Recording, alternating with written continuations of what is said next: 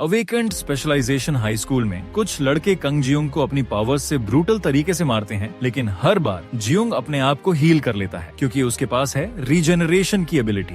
ये एक S rank ability मानी जाती है, लेकिन जियोंग के लिए ये किसी हेल से कम नहीं है। जब उसका शरीर रिजेनरेट करता है तो हर बार दर्द उसकी हड्डियों को चीर देता है और वहीं पास में खड़े बुलीज उसकी चीखों पर हंसते हैं। वो किसी को कुछ नहीं बता सकता क्योंकि उसकी रिजेनरेशन एबिलिटी सारे सबूत मिटा देती है। टीचर्स और अथॉरिटीज भी कुछ नहीं कर सकते क्योंकि एस रैंक होने के कारण उन बुलीज को गवर्नमेंट की खास प्रोटेक्शन मिली हुई है। जियोंग ये सब कुछ सिर्फ अपनी माँ के लिए सहता है। उसके पिता की मौत तब हो गई थी जब वो सिर्फ 5 साल का था। अब वो बस चाहता है कि किसी तरह स्कूल खत्म हो जाए और वो एक सी रैंक हंटर बन सके ताकि कम से कम अपनी माँ को इस नर्क से निकालकर एक बेहतर जिंदगी दे पाए। एक दिन उसे खबर मिलती है कि उसकी माँ आईसीयू में है। अथॉरिटीज कहते हैं कि ये एक एक्सीडेंट था, लेकिन सच्चाई कुछ और थी। डायमंड यूजर और उसके 2 साथी लाइटनिंग यूजर और सैंडमैन उसकी माँ के रेस्टोरेंट पहुंचे थे। वहाँ डायमंड यूजर ने अपनी पावर्स दिखाई और जियोंग की मॉम से बोला, डैम यूर सीरियसली हॉट। तो फिर मेरे जैसे अवेकेंड के बारे में क्या ख्याल है? I mean I can literally create diamonds. लेकिन जब उन्होंने साफ मना कर दिया और गलती से उसका फोन गिरा देती है तो वो तुरंत माफी मांगती है। लेकिन डायमंड यूजर ने एक सेकंड भी नहीं सोचा और अपनी डायमंड स्पीयर सीधे उनकी छाती के आर पार कर दी। जियोंग जानता है ये कोई एक्सीडेंट नहीं था और न ही एबिलिटी यूजर का कोई अनकंट्रोलेबल रेंज। वो जानबूझकर उसी दिन जियोंग की माँ के रेस्टोरेंट पर गए जिस दिन जियोंग अपनी माँ के लिए केक लेने गया था क्योंकि मॉम का बर्थडे था। लेकिन जो उसने देखा वो उसे तोड़कर रख देता है। वो खुद को तकलीफ देने लगता है, लेकिन हर बार उसका शरीर खुद को हील कर लेता है। हर बार दर्द और भी ज्यादा बढ़ता जाता है। उधर वो बुलीज पहाड़ों में बैठे हंस रहे थे और जो उन्होंने किया था उसका मजाक उड़ा रहे थे। उन्हें पता था कि वो इतने छोटे हैं कि लॉ उन्हें सजा नहीं दे सकता और वो अवेकेंड भी हैं। तभी जियोंग गुस्से से भरा हुआ वहाँ आ जाता है और उनसे पूछता है, तुम लोगों ने ऐसा क्यों किया? बुलीज उसका मजाक उड़ाते हैं और कहते हैं, हमें पता था वो तेरी माँ थी क्योंकि वो बहुत हॉट लग रही थी। ये सुनकर जियोंग और भी ज्यादा भड़क जाता है और उन पर टूट पड़ता है। डायमंड एबिलिटी यूजर अपनी डायमंड स्पीयर उसकी छाती के आर पार कर देता है। जियोंग उस स्पीयर को निकालता है और उसका शरीर रिजेनरेट होने लगता है जिससे उसे असहनीय दर्द होता है, लेकिन फिर भी वो फिर से बुली पर टूट पड़ता है। इस बार वो उसे एक के बाद एक कई डायमंड स्पीयर से भेद देता है, लेकिन जियोंग फिर भी दर्द से तड़पता हुआ उसके पास पहुंचने की कोशिश करता है।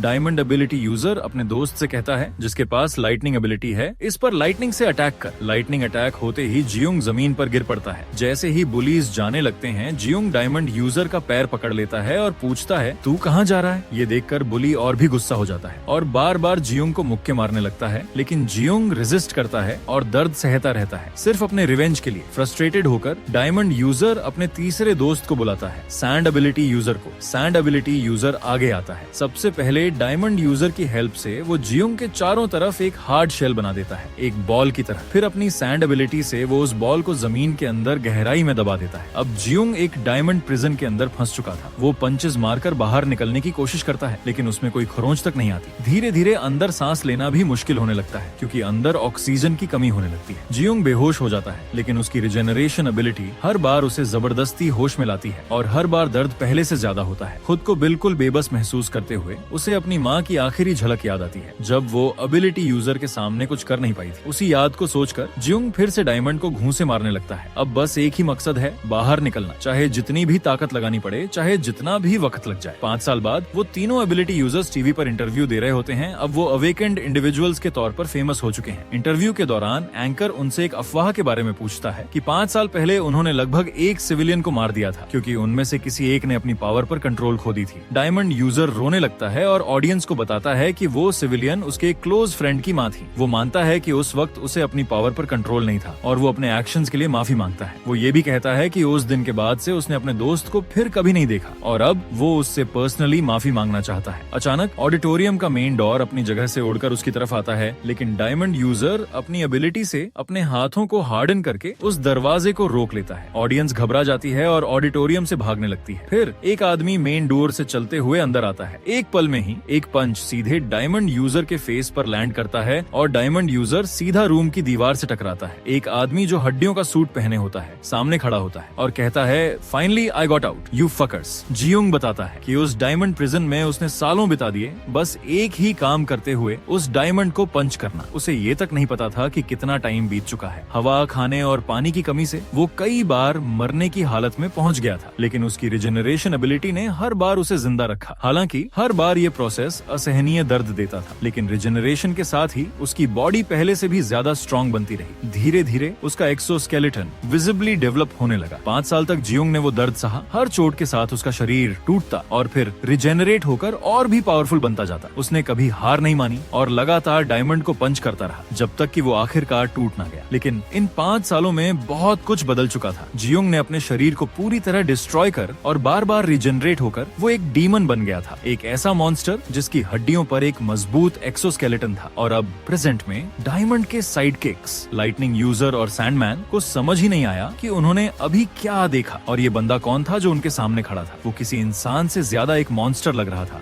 जिसका पूरा बॉडी एक हार्ड एक्सोस्केलेटन से कवर्ड था। जियोंग को याद आता है जो बातें उन बुलीज ने 5 साल पहले उससे कही थी जब उसने अपनी माँ के लिए बदला लेने की कोशिश की थी। उन्होंने कहा था कि तू कोशिश कर सकता है हमें मारने की, अगर कभी इस कैद से निकल सके तो। लेकिन बुलीज को तो जियोंग के साथ अपना वो पास्ट याद ही नहीं था। वो एक दूसरे की तरफ कंफ्यूज्ड होकर देखते हैं। तभी डायमंड यूजर पीछे से उठता है और कमांड देता है, इस मॉन्स्टर को खत्म करो। लाइटनिंग यूजर एक जबरदस्त लाइटनिंग से स्ट्राइक करता है जो सीधा जियोंग पर गिरती है, लेकिन उस पर कुछ भी असर नहीं होता। जियोंग आसानी से इस वार को झेल लेता है और बिना टाइम वेस्ट किए लाइटनिंग यूजर की तरफ दौड़ता है। उसके फोरआर्म से एक ब्लेड निकलता है जो सीधा लाइटनिंग यूजर की गर्दन काट देता है। डायमंड और सैंडमैन शॉक में रह जाते हैं। उन्होंने अपने दोस्त को अपनी आंखों के सामने मरते देखा। कुछ देर बाद सैंडमैन फाइनली रिएक्ट करता है। वो अपनी पावर्स यूज करके जियोंग को एक सैंड बॉल के अंदर ट्रैप करता है, लेकिन जियोंग बिना किसी एफर्ट के उसे तोड़ देता है। वो प्रिजन 1000 टुकड़ों में टूट जाता है। जियोंग ने सैंडमैन का जबड़ा पकड़ लिया और वो अभी भी अपना गम चबा रहा था। सैंडमैन शॉक हो जाता है जब जियोंग उसका पूरा जॉ तोड़ देता है। जियोंग फिर अपने ब्लेड से सैंडमैन की सफरिंग खत्म कर देता है। डायमंड यूजर अब जियोंग के पीछे खड़ा था, fully ready to fight. Jeong turn करता है और डायमंड यूजर उसके फेस पर डायरेक्ट पंच मारता है, लेकिन इस बार जियोंग का चेहरा सुपर स्ट्रॉन्ग एक्सोस्केलेटन से ढका हुआ था, इसलिए डायमंड यूजर के हाथ की हड्डियां टूट जाती है। डायमंड यूजर ट्राई करता है बिल्डिंग जितने बड़े बड़े स्पीयर से अटैक करने का, और वही अटैक का यूज करता है जो उसने पास्ट में किया था जियोंग पर। डायमंड यूजर ने अपनी उंगली से इशारा किया और जियोंग को उन स्पीयर से जमीन पर जड़ देता है। डायमंड यूजर जियोंग के डेड बॉडी को घूरता है, लेकिन वो बॉडी हिलने लगती है। जियोंग फिर से खड़ा होने लगता है, जिससे डायमंड डर जाता है। अब जियोंग पूरी तरह से ब्लड में कवर था, पहले से भी ज्यादा स्कैरी लग रहा था जब उसने सीधे डायमंड यूजर की तरफ देखा। डायमंड समझ गया अब वह फंस चुका है। यूज ने अपनी पूरी बॉडी को डायमंड आर्मर से कवर कर लिया और अपनी हैवी डायमंड फिस्ट को स्लेज हैमर्स की तरह यूज करके जियोंग पर अटैक किया। हर हिट के साथ डायमंड यूजर की फिस्ट्स और जियोंग की बोन्स दोनों क्रैक हो रही थी। हर जगह ब्लड स्प्लैश हो रहा था। डायमंड यूजर ने जियोंग पर हिट्स की फ्लरी से पंच किया और उसके हेड पर एक पावरफुल ब्लो से फिनिश किया, लेकिन जियोंग ने फिर वही किया जो उसने पहले किया था। उसने डायमंड यूजर के हाथ को अपने दांतों से पकड़ लिया, पर इस बार जियोंग के दांत नहीं टूटे, लेकिन डायमंड यूजर का हाथ टूट गया। डायमंड यूजर शॉक में फ्रीज हो जाता है। उसे रियलाइज हुआ कि ये मॉन्स्टर अब एक बिल्कुल अलग लेवल पर है। जियोंग उसके आर्म को और फोर्स से बाइट करता है, फिर अपनी स्केलेटल सोर्ड सीधा डायमंड यूजर के चेस्ट के अंदर घुसा देता है। वो एक जायंट डायमंड स्टैलेग्माइट समन करता है अपने आप को बचाने के लिए, लेकिन कुछ काम नहीं आता क्योंकि जियोंग उसका आर्म टाइटली पकड़ के रखता है अपने मुंह से। डायमंड यूजर पीछे हटने की कोशिश करता है, लेकिन तभी उसी की अपनी बनाई हुई डायमंड स्पीयर से जियोंग उसे भेद देता है।